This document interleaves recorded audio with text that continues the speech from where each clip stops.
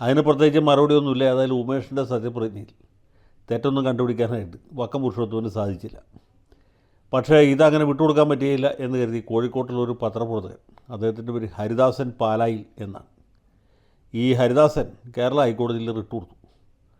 അന്ന് അത് ചീഫ് ജസ്റ്റിസിൻ്റെ ബെഞ്ചിൽ പരിഗണനയ്ക്ക് വന്നു. ചീഫ് ജസ്റ്റിസ് ഉമേഷ് ചാണ്ടിലേക്ക് നോട്ടീസ് അയച്ചു.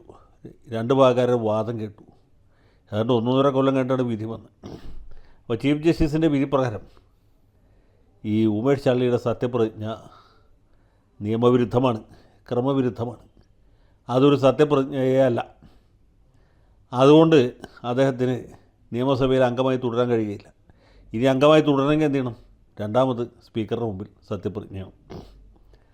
രണ്ടാമത് സത്യപ്രതിജ്ഞ ചെയ്താൽ മാത്രമേ അത് MLA ഉള്ളൂ എന്ന് മാത്രമല്ല, ഇത്രയും ദിവസം നിയമവിരുദ്ധമായി നിയമസഭയിൽ ഇരുന്നതിന് അദ്ദേഹം കൈപ്പറ്റിയ ശമ്പളവും അലവൻസും ഖജനാവിലേക്ക് തിരിച്ചടയ്ക്കണം. അതുമാത്രം പോരാ, നിയമവിരുദ്ധമായി സഭയിലിരുന്നതിന് ഒരു ദിവസം 500 രൂപ എന്ന ക്രമത്തിൽ പിഴയും അടയ്ക്കണം എന്നാണ് വിധിച്ചത്. ഗംഭീര വിധിയായിരുന്നില്ല.